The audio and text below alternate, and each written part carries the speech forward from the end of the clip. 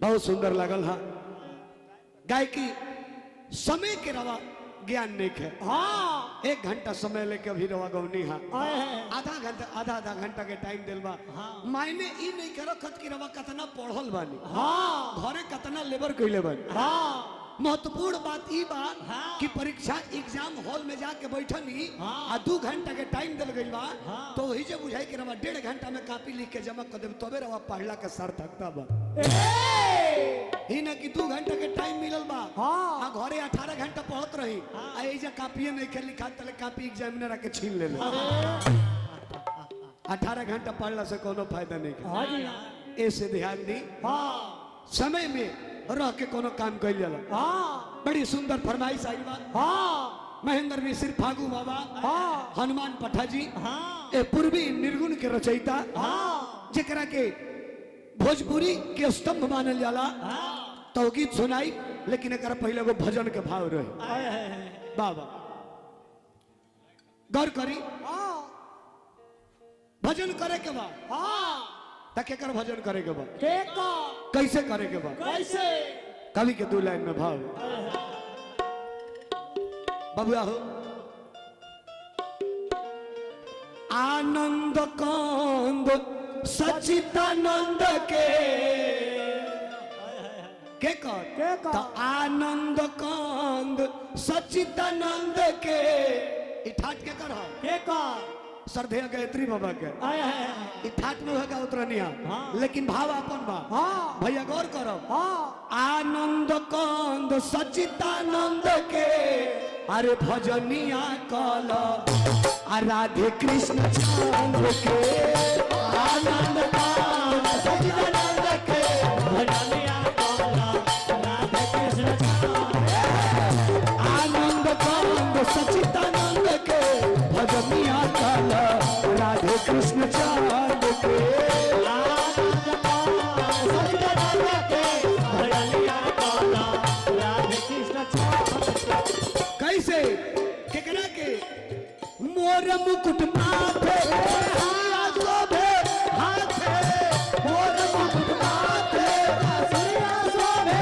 हाथे मोर मुकुट माथे बसुरिया शोभे हाथे मोर मुकुट हाथे सूर्य शोभे हाथे डाढ़ लचकावे ले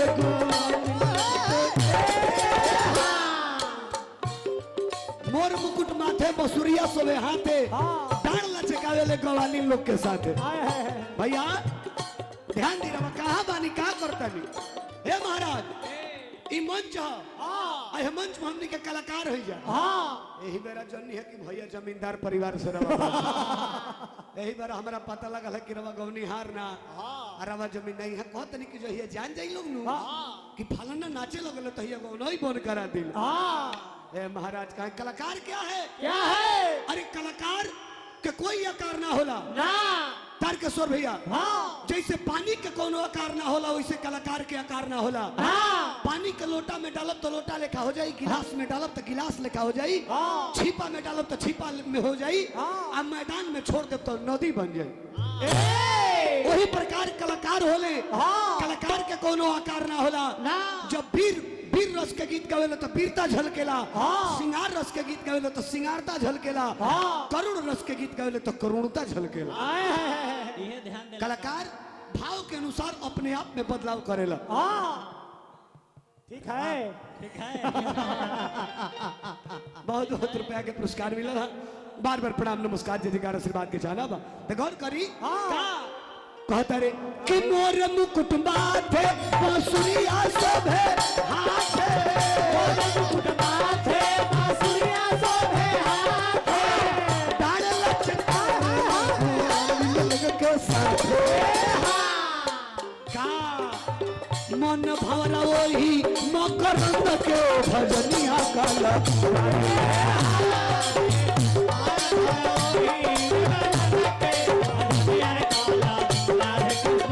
मन भवरा वही मकरंद के भजनिया काला राधे कृष्ण चांद के मन भवरा वही मकरंद के भजनिया काला राधे कृष्ण हमारे मित्र मानी शक्ति सिंह जी एक संस्था से यहाँ के जुड़े के बहुत लगाव बा आ जोर देवे के बा। तब आप देखिए केकर भजन करे के बा। जयति बनवारी मुरारी गिरवरधारी, जयति बनवारी मुरारी गिरवरधारी, जिनकर सुदामा भिखारी से यारी। हे महाराज, मित्रता के मिसाल तो बहुत लोग बा। वही युग में मित्रता भई रहे केकरा में? द्रोणाचार्य में आ राजा द्रुपद में। एक के गुरुकुल में पढ़त रहे लोग, मित्रता हो गई। आज जब राजा द्रुपद जाकर के राजा बन गए, आने का और ई गरीब ब्राह्मण द्रोणाचार्य जानले कि मित्र हमारा राजा बनल, चल के कुछ मांगी। गईले दरबार में कर गए, तारे हम चिन्हता नहीं जैब कि ना। मित्रता आ दुश्मनी बराबर में शोभेला। तू गरीब भिखार ब्राह्मण, हम राजा, तारा हमारा नाटक कैसे? चल जा, चलिए ले बदला अपने प्रतिशोध ले ले अर्जुन से। अर्जुन के भेज ले, उनका के बंदी बना के ले आओ लोग। लेकिन हाय देखी तो मित्रता कन्हैया निभौले, मित्रता राम जी निभौले। रावण के भाई विभीषण आ गईले, आवते आवते लंका के राजा बना दिले। सुग्रीव से मित्रता निभौले, बाली के मार करके राज्य गति राज लक्ष्मी दे दिले। कृष्ण भगवान के दरबार में सुदामा जी पहुंचले। ए महाराज, धोती फाटल बा, निमन से कुर्ता नहीं खन पहले, न पगड़ी बा, न पांव में जूता बा। है जाके दरबार में कहले, दरबार से, हे द्वारपाल, जाके कन्हैया से कह दो कि तहार सुदामा मित्र आई बड़े। कलश की हवा तू हमार द्वारिकाधीश के मित्र भगवा की नहीं जले। गर्दन में हाथ लगौले, ठेले ठेले कुछ दूर कइले से फिर आइले। कहले कि ना ना, देखो ब्राह्मण है, जनेऊ छुप के क्रिया खाता नहीं, हम वही कृष्ण के मित्र हैं। खाली जाके कह दो कि सुदामा आई बड़े। और ये तो बोलो, ये तो ठीक माना तो कोनो बात नहीं कर, हम लौट के चले। जाके आ देखी कह तका मित्रता कैसन चीज है बाबा, मित्रता कैसा चीज है। द्वारपाल जाके कन्हैया से कहता, किसी से पगाना छगा तन में, और उपायन की नहीं श्यामा, धोती फटी सी लटी दुपटी, प्रभु जाने को आई बसे यही ग्रामा। हे द्वारिकाधीश, द्वार खड़े द्विज दुर्बल एक,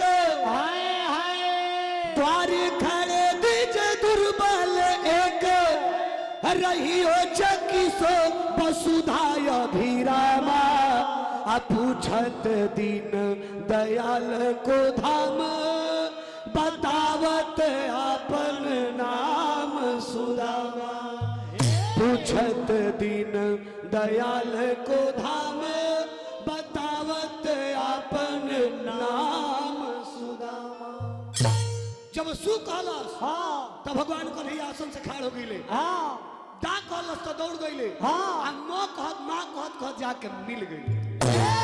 हमार कन्हैया ले आइले। जौना आसन पर स्वयं बैठत रहल, वही आसन पर एगो भिखार मित्र के बैठा दे।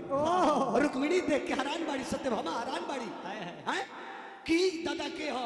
कहले कि जल ले आओ, मित्र के चरण धोई पखारी, सोना के परात आई, 3 गो समुद्र के जल आई। आज जब भगवान गोड़ उनकर अपन हाथ में ले ले, आज जब देखले कि कांट गड़ल बा, ब्याह फाटल बा, आंख से हर हर लोर गिरे लागल, समुद्र के जल नहीं रह गई। कभी कहता रे का कि देखी सुदामा की दीन दशा, हाय हाय, देखी सुदामा की दीन दशा, करुणा करके करुणा निधि रोए, पानी पराग को हाथों छुयो नहीं, अनैनन के जल से पग धोए, पानी पराग को हाथ छुयो नहीं, नैनन के जल से पग धोए। वही कन्हैया से कहे बाका का हो बाबा। भक्त कहता रहेगा कि जयति बनवारी मुरारी गिरवरधारी, जयति बनवारी मुरारी गिरवरधारी, इनकर सुदामा भिखारी से यारी काक शिवानंद वाला छंद के भजनिया कल काक शिवानंद वाला छंद के भजनिया कल राधे काक शिवानंद वाला भजनिया रे